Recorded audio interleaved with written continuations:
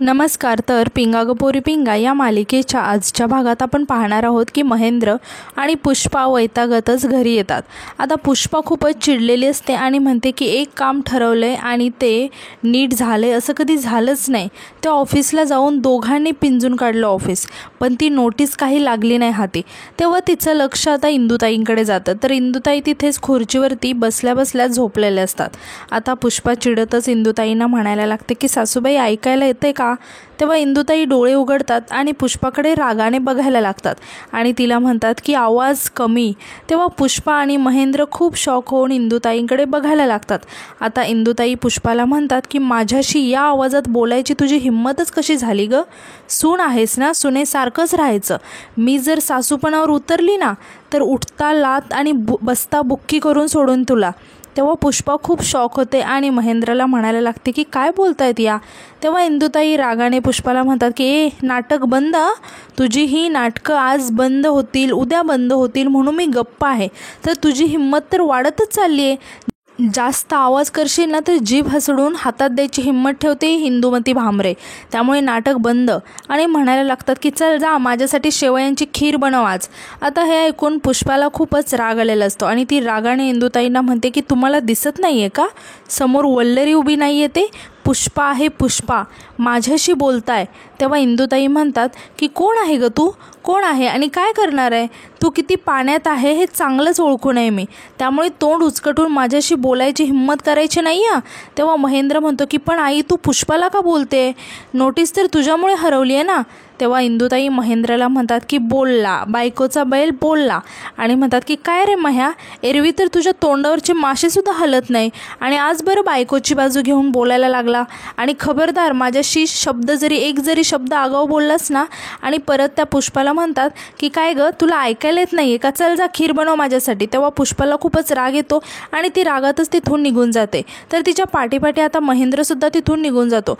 आता इंदुताई स्वतःशीच म्हणायला लागतात की दिवसात तारे दाखवी ना मी एकेकांना. इंदुमती भामरे म्हणतात मला. तर दुसरीकडे तेजा इकडे खूपच चिडलेली असते.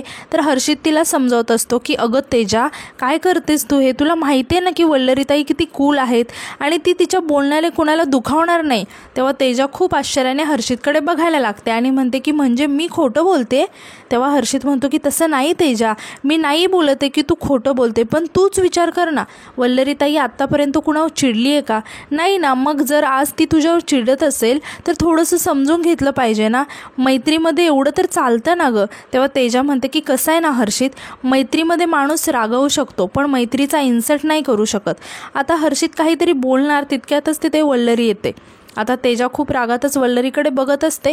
तेव्हा वल्लरी तेजाजवळ येते आणि तेजाला म्हणते की तेजाताई रागावलात का? आणि म्हणते की खरंच सॉरी, मला असं नव्हतं म्हणायचं. यावर तेजा म्हणते की पण म्हणालीस तू वल्लरी, तुझा प्रॉब्लेम काय माहिती आहे का? तू स्वतःचे निर्णय घेऊन मोकळी होतेस ग, पण त्या निर्णयामुळे तुझ्या माणसांना, तुझ्या नात्यांवर, तुझ्या माणसांच्या आयुष्यावर काय इम्पॅक्ट पडतोय ना याची तुला काहीही पडलेली नसते. आणि म्हणते की जाऊ दे, मीच बावळट आहे, तुझ्या चांगल्याचा विचार करायला गेले आणि बोलायला गेले, चुकलं माझं. तेव्हा वल्लरीला खूप वाईट वाटतं आणि ती म्हणते की तेजाताई असं नाही आहे, मला माहिती होतं की तुमचा हेतू शुद्ध आहे आणि तुम्हाला माझ्या संसाराची काळजी आहे म्हणून तुम्ही तसं म्हणालात. पण तरीसुद्धा त्या सानिकाचा एकदा विचार करा ना.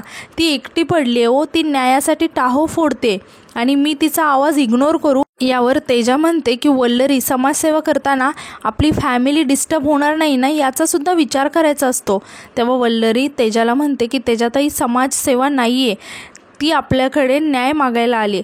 तुम्हीच विचार करा ना, लग्न झालं आणि काही दिवसातच वैधव्य आलं, कसं वाटतं ते ऐकायला? आणि आपल्या सगळ्यांना चांगली जाणीव आहे की आपल्या समाजात विधवा स्त्रीकडे कुठल्या नजरेने पाहिलं जातं आणि तिला तिचं पुढचं आयुष्य याच समाजात काढायचं आहे. आणि ती तेजाला म्हणते की तेजाताई मला ना आता तुम्हाला एक प्रश्न विचारायचा आहे, उत्तर द्याल का? असं म्हणत ती तेजाला विचारते की आपण नेहमी स्त्री शक्ती, स्त्री सुधारणा याबद्दल बोलत असतो, पण मग जेव्हा आपल्या समाजात एका स्त्रीवर खरंच अशी वेळ येते तेव्हा एक स्त्री म्हणून, एक समाज म्हणून आपण तिची मदत का नाही करत, का मागे हटतो आपण? तेव्हा तेजा वल्लरीकडे बघायला लागते. यावर वल्लरी म्हणते की सांगा ना, का मागे हटतो? तेव्हा तेजा वैतागत म्हणते की हे बघ, मला आता एवढंच कळतंय की या सगळ्यामुळे तुझं आणि मनोजचं नातं डिस्टर्ब होतंय. तेव्हा वल्लरी म्हणते की तेजाताई, तुम्हाला आमचं नातं, आमचं प्रेम, आमचं लग्न खरंच इतकं तकलादू वाटतं का हो? तेजाताई, हे एक छोटंसं वादळ आहे, ते येईल आणि जाईल. सगळ्या गोष्टी पुन्हा जशा होत्या तशाच नॉर्मल होणार आहेत, विश्वास ठेवा माझ्यावर. तेव्हा तेजा म्हणते की हे बघ वल्लरी, मला असं वाटते की तू या केसकडे केस म्हणूनच बघावं. तेव्हा वल्लरी म्हणते की नाही तेजाताई, सॉरी, पण मी इतकी कोडगी नाही बनू शकत. आपण जशी सुखी संसाराची स्वप्न पाहिलेत ना, तशीच सानिका आणि तिच्या नवऱ्याने सुद्धा पाहिली असतील ना, पण एका माणसाच्या चुकीमुळे होत्याचं नव्हतं घडलंय. आज सानिकाने फक्त तिचा नवरा नाही गमावलाय, तिने तिची स्वप्न, तिच्या इच्छा, तिचा नवरा, आयुष्य सगळं काही गमावलंय. उलट ही माणसं तिच्या नवऱ्यावरच खोटे आरोप करतायत. तो दारू पिऊन ड्युटीवर यायचा, त्याला नशे करायची सवय होती आणि म्हणूनच अकाली त्याचा मृत्यू झाला हार्ट अटॅकने. अहो तेजाताई, हा अन्याय आहे आणि हा अन्याय सहन करण्याच्या पलीकडचा आहे आणि मी हे सहन नाही करू शकत. तेव्हा हर्षित वल्लरीला म्हणतो की वल्लरीताई, तुम्ही जे बोलताय ते मला पटतंय. अनिमेषने काय वेगळं केलं होतं? त्याने त्याची पूर्ण ताकद लावून आपल्याला गप्प करण्याचा प्रयत्न केला होता. मी सानिकामध्ये माझी बहीण बघतो आणि या सगळ्यांमध्ये मी तुमच्या सोबत आहे. तेव्हा तेजा हर्षितला म्हणायला लागते की हर्षित, अरे काय बोलतेस तू? हे बघ, आता ही जे काही बोलली आहे ना, त्याच्यामुळे एक्साईट होऊन तू नको फरक पाडून घेऊस अरे. तेव्हा वल्लरी तेजाला म्हणते की फरक तर तुम्हालाही पडलाय तेजाताई, पण फक्त तुम्हाला आता तो मान्य नाही करायचा आहे. असू द्या, पण चूक तर मी केली आहे, तुमच्याशी तसं बोलायला नको होतं मी, माफ करा मला. असं म्हणूनच वल्लरी तेजासमोर कान पकडते आणि येते मी असं म्हणतच ते तिथून निघून जाते. आता हर्षित वल्लरीला थांबवण्याचा खूप प्रयत्न करतो, मात्र वल्लरी काहीही नाही ऐकून घेता तिथून निघून जाते. तेव्हा हर्षित आता तेजावरती खूप चिडतो आणि तेजाला म्हणतो की तेजा, त्यांनी सॉरी म्हटलंय ना, काहीतरी बोलायचं होतं, थांबवलं का नाही त्यांना? तेव्हा तेजा यावर काहीच बोलत नाही. तर आता यानंतर रात्री आपण पाहतो की मनोज एका ठिकाणी आलेला असतो आणि त्याच्यासमोर दारूचा ग्लास असतो आणि आता मनोजला खूपच वाईट वाटत असतं आणि तो स्वतःशीच म्हणतो की वल्लू, आज आयुष्यात इतका हतबल झालो आहे ना की मला माझाच तिटकारा वाटायला लागला आहे. आपण दोघांनी सोबत सुखी समाधानाने आयुष्य घालवायची किती स्वप्न पाहिली होती गं, पण मी तुझी साथ नाही देऊ शकलो आणि आता तर आपलं कुठलं स्वप्न पूर्ण नाही होणार आहे. आज पहिल्यांदा मी दारूला स्पर्श करणार आहे, कारण विष पिण्याची हिंमत नाही आहे माझ्यात. मला माहिती आहे आज मी जे करायला निघाले ना, त्याच्याने तुला पण खूप त्रास होईल, पण काय करू, नाईलाज आहे माझ्याकडे कुठलाच पर्याय नाही आहे, मला माफ कर. असं म्हणतच मनोज तो दारूचा ग्लास उचलणारच तेव्हाच वल्लरी तिथे येते आणि त्याचा हात पकडते. तेव्हा मनोज वल्लरीकडे बघायला लागतो. आता वल्लरी मनोजला म्हणते की काय करताय तुम्ही कधीच या मार्गाला याल असं मला वाटलं नव्हतं. तेव्हा मनोज खूप रडायला लागतो आणि म्हणतो की मार्ग सापडत नाही आहे, सगळीकडे फक्त अंधार आहे. आणि तो वल्लरीला म्हणायला लागतो की तू जा, कारण मला आज जे करायचं आहे ना, त्यासाठी मला हिंमत हवी आहे आणि ती हिंमत मला फक्त दारूच देऊ शकते. तेव्हा वल्लरी मनोजला विचारायला लागते की तुम्हाला असं काय करायचं आहे की तुम्हाला हिमतीची गरज लागते? अहो, आपण एकमेकांची ताकद आहोत, असं असताना तुम्हाला दारूचा आधार घ्यावा लागतोय. तेव्हा मनोज म्हणतो की आपण एकमेकांची ताकद आहोत ते आपण एकत्र असल्यावर, मग आता मला तुझ्यापासून लांब जावं लागणार असल्यावरती, असं म्हणून तो शांत होतो आणि म्हणतो की हिंमत तर हवीच ना. आणि तो वल्लरीला म्हणतो की हे बघ वल्लू, कदाचित तुला माझा निर्णय पटणार नाही, पण खूपच कमी दिवसाचं सोबत आहे आपली. मी गेल्यावर तुला त्याचा त्रास होऊ नये म्हणून मी स्वतःला तुझ्यापासून लांब करतोय. हे ऐकून वल्लरी खूप शॉक होते. तेव्हा मनोज म्हणतो की उरलेले दिवस तुझ्याशिवाय जगताना मला किती त्रास होणार आहे ना, याची कल्पनासुद्धा नाही करवत आहे मला. आणि तो वल्लरीला म्हणायला लागतो की प्लीज वल्लू, मला माफ कर. असं म्हणून तो खूप रडायला लागतो आणि परत वल्लरीकडे बघायला लागतो. तर तिथे वल्लरी नसतेच, म्हणजे मनोजला झालेला हा एक भास असतो. तेव्हा मनोजला खूपच वाईट वाटतं आणि आता तो दारू प्यायला लागतो. तर यानंतर रात्री इकडे इंदुताई आणि महेंद्र जेवत असतात, तर पुष्पा त्यांना जेवण वाढत असते. तर इकडे वल्लरी मात्र खूपच टेन्शनमध्ये आलेली असते आणि ती लगातार मनोजला फोन करत असते. तेव्हा पुष्पा वल्लरीला म्हणायला लागते की वल्लरी चल जेवायला बस. यावर वल्लरी टेन्शनमध्ये येत म्हणते की अहो पुष्पाताई, हे अजून आले नाहीत, कुठे गेलेत काय माहिती.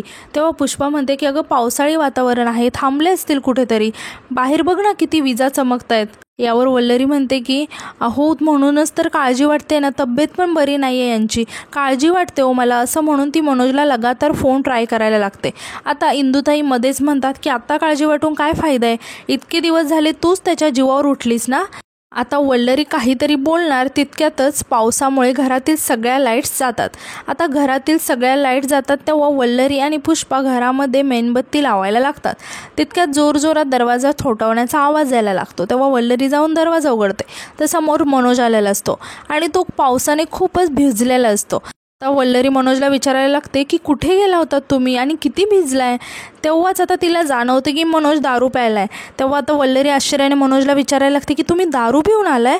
आता मनोज वल्लरीला काही न उत्तर देता आतमध्ये येतो आणि त्याला आठवायला लागतं की डॉक्टर त्याला म्हणाले होते की आता तुम्ही काहीच दिवसाचे सोबती आहात, फार फार तर तुमच्याकडे 3 महिने उरले आहेत. हे सगळं आठवून मनोजला खूपच वाईट वाटत असतं. तर इकडे वल्लरी मनोजला म्हणायला लागते की काय विचारते मी, उत्तर द्या, तुम्ही दारू पिऊन आलायत का. आणि ती मनोजजवळ येत त्याच्या हाताला धरून त्याला खेचते आणि त्याला जोरात ओरडून विचारते की काय विचारते मी, तुम्ही दारू पिऊन आलात का, बोला ना. असं म्हणत ती मनोजचा कॉलर पकडते आणि त्याला ओरडून म्हणायला लागते की का दारू पिऊन आलात, बोला ना. तेव्हा आता बाकीचे सगळे सुद्धा खूप आश्चर्याने वल्लरी आणि मनोजकडे बघत असतात. आता मनोज रागातच वल्लरीवरती ओरडत म्हणतो की हो, आलोय पिऊन मी दारू. मला आज जे करायचं आहे ना त्यासाठी माझ्यात हिंमत नव्हती, ती हिंमत येण्यासाठी मी पिलो दारू. तेव्हा वल्लरी खूप रडायला लागते आणि रडतच मनोजला विचारायला लागते की असं काय करायचं होतं की ज्यासाठी तुम्हाला दारूचा आधार घ्यावा लागला. तेव्हा मनोज त्याच्याजवळ असणारी डिवोर्सची नोटीस वल्लरीला दाखवायला लागतो. आता ती नोटीस बघून पुष्पा खूप घाबरते आणि मनोजकडे बघायला लागते. तर मनोजच्या हातातील ती नोटीस बघून वल्लरी मनोजला आता विचारायला लागते की हे काय आहे, कसले पेपर्स आहेत हे. तेव्हा मनोज वल्लरीला म्हणतो की वकील आहेस ना तू, वाच तूच. असं म्हणून तो वल्लरीच्या हातात ती नोटीस ठेवतो. आता वल्लरी ती नोटीस बघायला लागते आणि तिच्या पायाखालची जमीनच सरकते आणि ती मनोजकडे बघत म्हणायला लागते की डिवोर्स नोटीस. असं म्हणून तिला खूपच वाईट वाटतं आणि ती खूप रडायला लागते आणि ती मनोजकडे खूप शॉक होऊन बघत असते. तेव्हा मनोज म्हणतो की आज कोर्टात तू पेटिशन फाईल केलं ना, म्हणून माझ्याकडून तुझ्यासाठी ही डिवोर्स नोटीस. आता तूच ठरव की तुझ्यासाठी महत्त्वाचं काय आहे ते, ही केस की मी.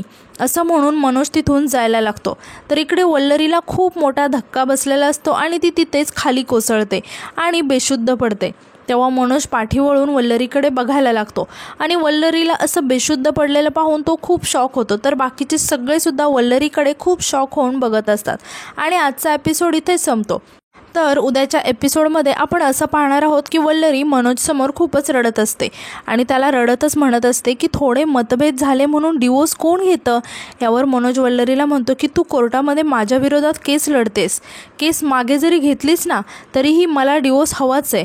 तेव्हा वल्लरी म्हणते की लग्नामध्ये सप्तपदी घेताना 7 वचनं दिली आहेत ना आपण एकमेकांना, मग डिवोर्स पेपरवरती सही करायची का आपण. तेव्हा मनोज वल्लरीला म्हणतो की माझा निर्णय झाला आहे, बाकी तुझी मर्जी, तू डिवोर्स दे किंवा नको देऊ, माझ्यासाठी हे नातं तर केव्हाच संपले.